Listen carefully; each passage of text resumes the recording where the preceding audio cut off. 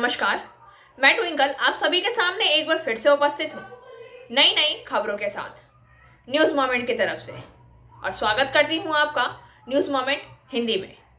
तो बढ़ते हैं खबरों की तरफ।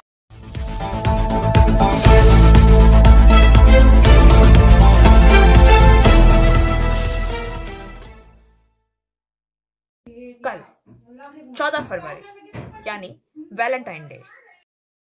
कल यानी 14 फरवरी अन्य वैलेंटाइन डे की तरह ही होगा, लेकिन कल आसनसोल नगर निगम चुनाव की वोटों की काउंटिंग है और काउंटिंग के दौरान रूलिंग पार्टी और अपोजिशन पार्टीज की बीच लड़ाई झगड़े की भी संभावना हो सकती है, इसलिए सतर्क रहें। चल रहे कोविड-19 महामारी सावधानियां बरतें। हालांकि शहर के बीचों बीच गुंजन पार्क और शताब्दी पार्क बंद मिले हैं, लेकिन वैलेंटाइन मनाया जाएगा। बाजार में गुलाब की कीमत बहुत ज्यादा है। दूसरी तरफ म्युनिसिपल कॉरपोरेशन चुनाव के नतीजे भी 14 फरवरी को ही आएंगे। तो कुछ टिप्स यंगस्टर्स के लिए फॉलो करने की सलाह दी जाती है। पहला, किसी ऐसे व्यक्ति के साथ वैलेंटाइन डे ना बिताएं जिसे आप पहले से नहीं जानते हो। सामाजिक दूरी बनाए रखें यदि दूसरा व्यक्ति पहले से आपके सामाजिक बुलबुलों में नहीं है, भले ही उस व्यक्ति ने कोविड-19 वैक्सीन प्राप्त कर लिए हो या कोविड-19 के लिए परीक्षण किया गया हो। जितना हो सके फेस मास्क पहनने की कोशिश करें। चौथा, अपना स्थान सावधानी से चुनें और योजना बनाएं। पांचवा, एक दूरस्थ वैलेंटाइन तिथि या उत्सव पर विचार करें। छठा, अगर बहुत ज्यादा जरूरत हो तो सुरक्षित सेक्स का अभ्यास करें। सात, समझें कि वैलेंटाइन डे का वास्तविक में क्या मतलब है और आपके क्या लक्ष्य हैं। आठवां, अन्य लोगों के साथ रहें और दूसरों को अपना प्यार दिखाएं, खासकर यदि आप अविवाहित हैं। नौवां, आत्म देखभाल का अभ्यास करें। और अधिक खबरों के लिए बने रहिए हमारे साथ। मिलते हैं। India's first scooter, play smart play epic, PSJ, TVS Asansol. Contact number 8695607709। और टोल फ्री नंबर आर 1800123399।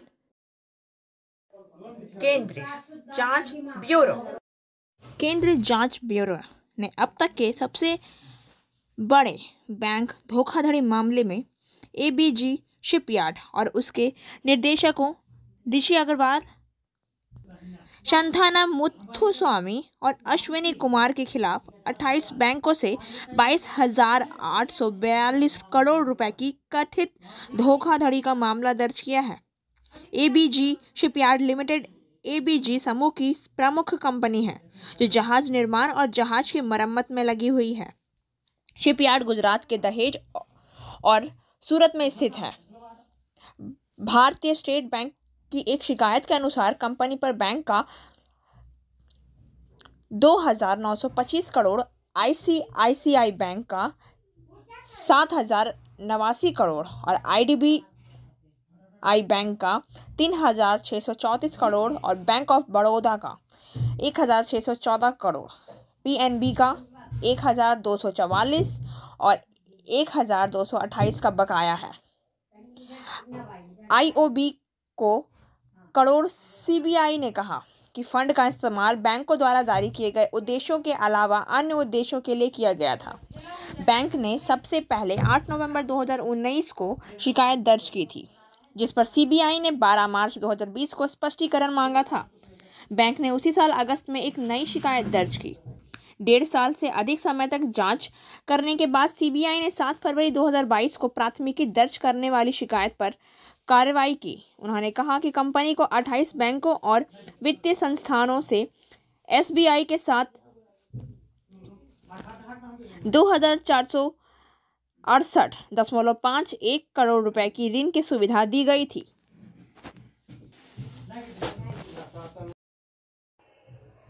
और अधिक खबरों के लिए बने रहिए हमारे साथ। मिलते हैं छोटे से ब्रेक के बाद।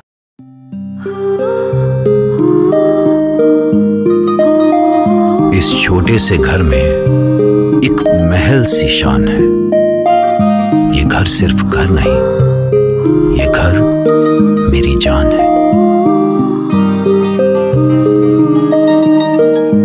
हर घर की कहानी में यहां रहने वालों के निशान हैं। ये घर सिर्फ घर नहीं, ये घर मेरी जान है।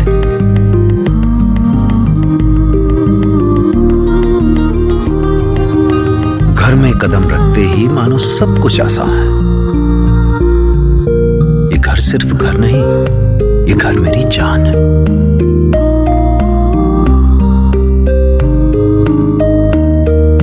इन दीवारों से जुड़ी इस परिवार की मुस्कान है। आसनसोल नगर निगम इलाके में आगामी 16 फरवरी से द्वारे सरकार आसनसोल नगर निगम इलाके में आगामी 16 फरवरी से द्वारे सरकार कैंप की शुरुआत होगी। इसे लेकर नियमायुक्त नितिन सिंघानिया की अध्यक्षता में निगम मुख्यालय के विभिन्न संबंधी विभाग के अधिकारियों को लेकर बैठक की गई। प्रशासनिक सूत्रों ने बताया कि द्वारे सरकार जिले के प्रत्येक पंचायत, नगर निगम, बीडीओ और एसडीओ कार्यालय में कैंप आयोजित किए जाएंगे। इन कैंपों के माध्यम से पुराने सरकारी योजनाओं, खाद्य साथी, स्वास्थ्य साथी, शिक्षाश्री, जय जोहार, तपशीली बंधु, कन्याश्री, रूपश्री, एक्सश्री, मनरेगा तथा जाति प्रमाण पत्र पर विशेष जोर होगा। इसके साथ ही नई योजनाओं में लक्ष्मी भंडार, स्टूडेंट क्रेडिट कार्ड, कृषि बंधु, निशुल्क सामाजिक सुरक्षा योजना, कृषि जमीन का म्यूटेशन एवं रिकॉर्ड में छोटी गलतियों का संशोधन, नए बैंक खाता खोलने तथा आधार संबंधी सहायता भी मिलेगी। यहाँ इन योजनाओं के लिए लाभुक आवेदन कर पाएंगे। यहाँ जो भी लाभुक सरकारी योजनाओं से वंचित हैं वह आवेदन कर सकेंगे। इसके साथ ही योजना से संबंधित विस्तृत जानकारी उन्हें दी जाएगी ताकि वह सटीक दस्तावेज के साथ आवेदन कर सके। आसनसोल नगर निगम इलाके में द्वारे सरकार पिछली बार जिन स्थानों पर कैंप लगाए गए थे उन्हें स्थानों पर ही फिर से कैंप लगाए जाएंगे और हर बोरो पर कम से कम 2 कैंप लगेंगे। रानीगंज के वार्ड नंबर 34 रानीगंज के वार्ड नंबर 34 के माकपा प्रत्याशी संजय प्रमाणिक को आसनसोल नगर निगम में कथित रूप से पीटा गया। जमीनी स्तर के खिलाफ चुनाव में उनके विरोध में माकपा ने रानीगंज में NH 60 रोड को जाम कर दिया। दोषियों की गिरफ्तारी के विरोध में रानीगंज थाने की पुलिस ने मौके पर पहुंचकर इलाके को काबू में किया। माकपा की रानीगंज क्षेत्र समिति की सचिव सुप्रिया रॉय ने कहा कि कल विदेशियों को लाकर और वोट लूटकर और हमारे कार्यकर्ताओं की पिटाई करके तृणमूल पर आरोप लगाए गए हैं। वार्ड नंबर 34 में तृणमूल के उम्मीदवार रंजीत सिंह ने कहा, मैंने पिछले 34 वर्षों में वाम मोर्चा को आतंकित और वोट लूटते देखा है। हमारे तृणमूल सरकार के आगमन के साथ लोग अपने मताधिकार का प्रयोग करने में सक्षम है, निष्पक्ष और शांतिपूर्ण तरीके से। आसनसोल नगर निगम की जनता एक बार फिर अपने मताधिकार का प्रयोग कर शांतिपूर्ण तरीके से मतदान करने में सफल हुई। कहीं भी वोट लूटपाट या आतंकवाद नहीं हुआ। इस वोट के भाकपा प्रत्याशी संजय प्रमाणिक की हत्या का आरोप पूरी तरह से झूठ है। प्रत्याशी आज रास्ता रोककर लोगों को परेशान करने की कोशिश कर रहा है। पिछले 34 सालों में उन्होंने आतंक, लूटपाट और सड़क जाम को अंजाम दिया। इसलिए माकपा जमीनी स्तर पर बदनामी करने के लिए ऐसे जनघन्य कृत्य कर रही है। आसनसोल में चुनाव के बाद हिंसा। विपक्षी दलों ने आसनसोल पर फिर हमला किया। आसनसोल पूर्णिमा के वार्ड नंबर 7 में महिला भाजपा बूथ एजेंट रिया नाथ पर शनिवार रात उनके घर पर हमला किया गया। कथित तौर पर वोटिंग खत्म होने के बाद रिया नाथ मईशिला कॉलोनी में के पूर्व हिस्से में अपने घर चली गई। तभी तृणमूल कांग्रेस के बदमाश उनके घर में घुस गए और उसे बुरी तरह तक पीटा गया। उनका सिर फूड़ा हुआ था। उन्हें गंभीर हालत में आसनसोल जिला अस्पताल ले जाया गया।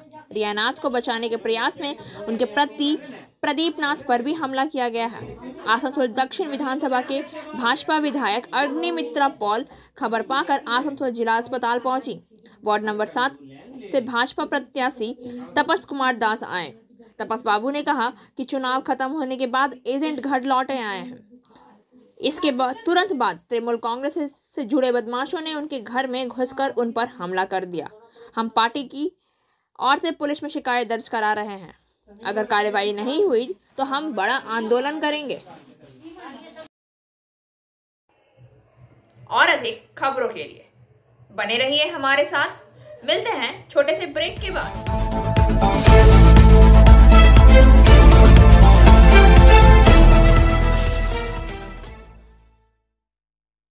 सड़क हादसा, शादी से लौट रहे युवक की घटनास्थल पर मौत। चचेरी बहन की शादी समारोह से लौटते समय सड़क दुर्घटना में युवक की मौत हो गई और दूसरा गंभीर रूप से घायल हो गया है। इस संबंध में बताया जाता है कि बड़ाकर स्टेशन रोड के शरीफ गली निवासी मोहम्मद सरफराज खान उर्फ निक्की उम्र 32 वर्ष अपनी चचेरी बहन की शादी समारोह न्यामतपुर से बीते देर रात लौट रहे थे। उनके साथ उनका जीजा समीम खान धनबाद लेबावाद का रहने वाले उनके साथ ग्लैम्बर पर बैठकर आ रहे थे। इसी बीच देर रात को रानी तालाब के पास एक बोलेरो ने जोरदार धक्का मार दिया, जिस कारण ग्लैम्बर मोटरसाइकिल पर दोनों बैठे युवक दुर्घटना का शिकार हो गए और बड़ाकर निवासी मोहम्मद सरफराज खान के सिर पर गंभीर चोट आई है। इसके बाद मोहम्मद सरफराज खान को चिकित्सकों ने मृत घोषित कर दिया। सरफराज खान का एक 2 वर्ष का लड़का भी है। पूरा परिवार सरफराज खान की कमाई से ही चलता था। इसकी मृत्यु से पूरे परिवार में परेशानियां घिर गई हैं। वहीं दूसरी ओर सरफराज के जीजा समीम खान इस घटना में काफी जख्मी होने के कारण उनका इलाज अस्पताल में चल ही रहा है। और अधिक खबरों के लिए बने रहिए हमारे साथ। मिलते हैं छोटे से ब्रेक के बाद।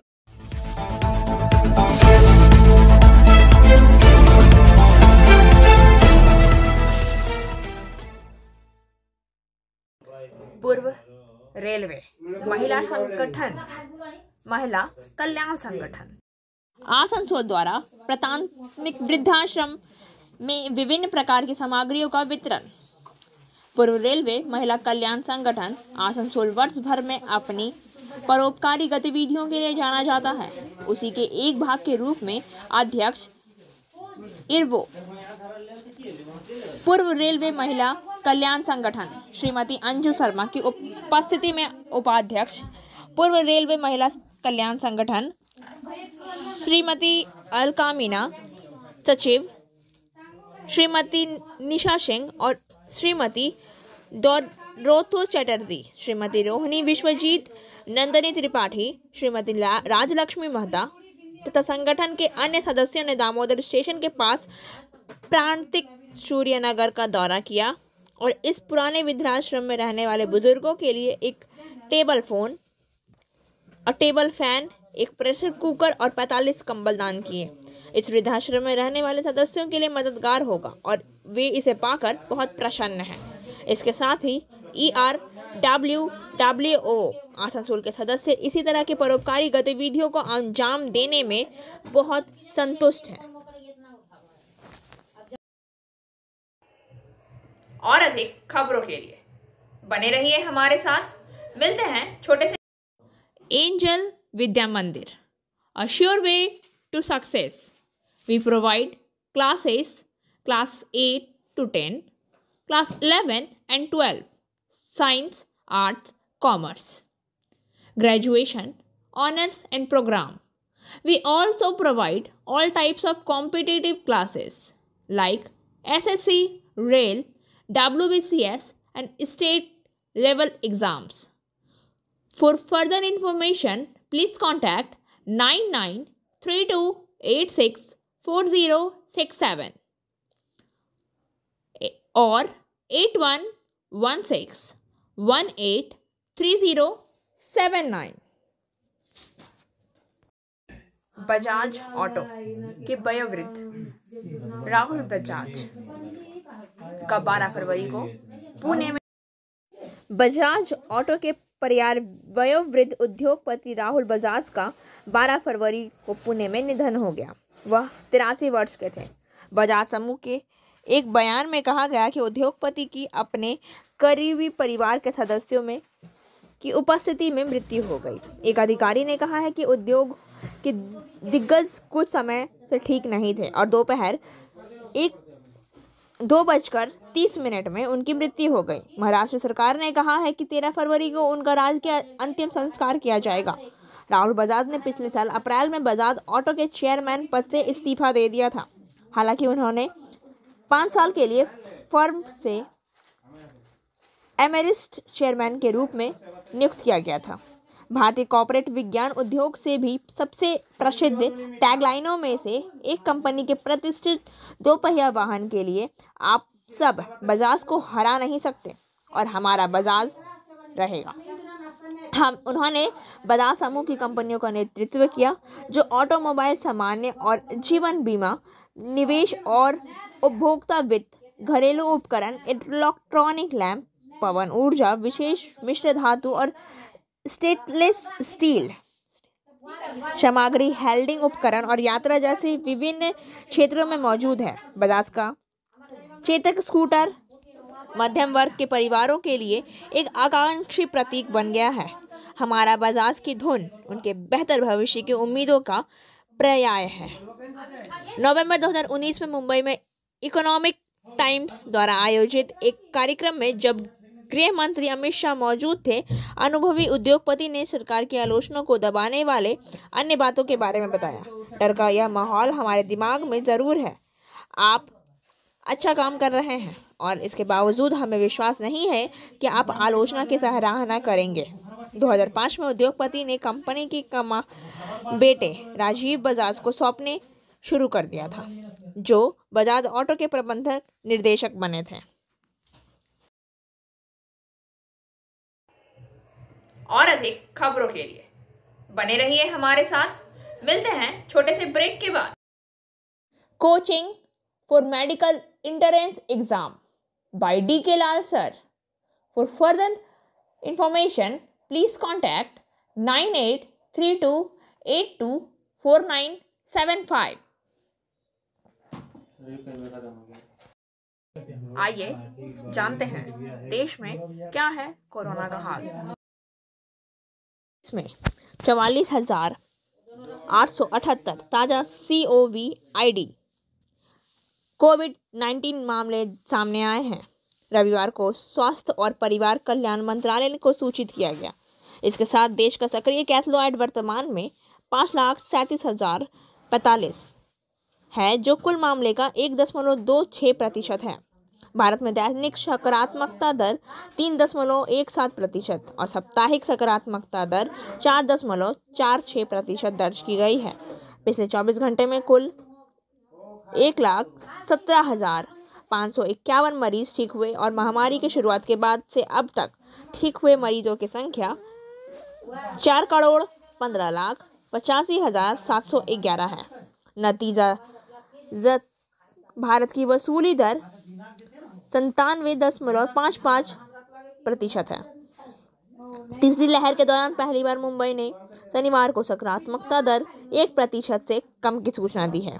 इसी बीच देश का कोविड-19 टीकाकरण कवरेज पिछले 24 घंटे के दौरान 46.82 लाख से अधिक खुराक के प्रशासन के साथ 172.29 करोड़ को पार कर गया है। शनिवार को केंद्रीय स्वास्थ्य मंत्रालय को सूचित किया गया।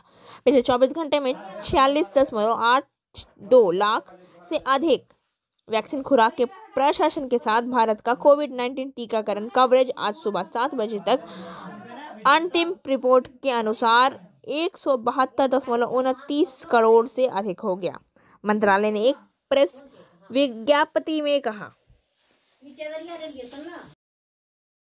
बाराबनी से मनोज शर्मा के अनुसार बाराबनी ब्लॉक पुचरा ग्राम पंचायत अंतर्गत मदनपुर पत्रिका मैदान 10 जनवरी से सर्वांगे माणिक उपाध्याय और Pappu Upadhyay cricket tournament final में एक दूसरे का आमना सामना करने के लिए आज 16 टीमों को लॉन्च किया गया है। पांडेश्वर ने टॉस जीतकर बल्लेबाजी करने का फैसला किया। बाराबनी विधायक विधान उपाध्याय भी उपस्थित अतिथि के रूप में उपस्थित थे। Puja Maddi, chief of staff of west Bardhaman forest, Puchra ग्राम पंचायत मुख्य सुकुमार पाली, उप प्रमुख पार्थ सारथी मुखर्जी, जाम ग्राम पंचायत प्रमुख केशव राउत, पुनरिया ग्राम पंचायत के उप प्रमुख विश्वजीत सिंह, मदनपुर तृणमूल कांग्रेस के शेख अंकु शेख हसीबुल भी आज के विजेताओं को ट्रॉफी भी सौंपी है। विजेताओं को 1 लाख रुपए का चेक सौंपा गया। विजेताओं को 50,000 रुपए का भी चेक सौंपा गया है। সুন্দর লাগছে, মানুষগুলা দেখে আমার মন ভরে যাচ্ছে, সত্যি বলছি, আর কি বলবো। আপনি তো বহু জায়গায় অনুষ্ঠান করেছেন, কিন্তু তার থেকে কিরকম লাগছে এখানে? তার থেকে আরো অনেক ভালো লাগছে, সব জায়গায় আমাকে ভালো লাগে, সবাই আমার সমান। তো বারাবনী মদনপুরের জন্য কি নতুন কিছু নিয়ে এসেছেন এখানে? নতুন কিছু বলতে আমার এই 2টি গান নিয়ে এসেছি, আরো গান ছিল কিন্তু আমার টাইম নেই। আমি যে বলে এসেছি কিন্তু আমার টাইম নেই, আমার অন্য জায়গায় প্রোগ্রাম আছে, তার জন্য আমাকে যেতে হবে। আপনি কি এখনই বেরিয়ে যাবেন? এখনই বেরিয়ে যাবো, শক্তি করে যাবো। আজকে কারা নিয়ে এসেছিল এখানে আপনাকে? এখানে টিএমসি রয়েছে আমাদের হাসিবুল ভাই, নাকি? হ্যাঁ, হাসিবুল ভাই। और अब बारी आज के SMS of the moment. Tell my mistakes to me, not to others, because my mistakes are to do correct by me, not by others. मेरी गलतियों को मेरे लिए दूसरों के लिए मत कहो, क्योंकि मेरी गलतियां मेरे द्वारा सुधारी जाएगी, ना कि दूसरों के द्वारा। खबरों का सिलसिला यहीं समाप्त होता है। वक्त हो गया है आपसे विदा लेने का, लेकिन उससे पहले please like, share and subscribe our YouTube channel and don't forget press the bell icon for further notifications.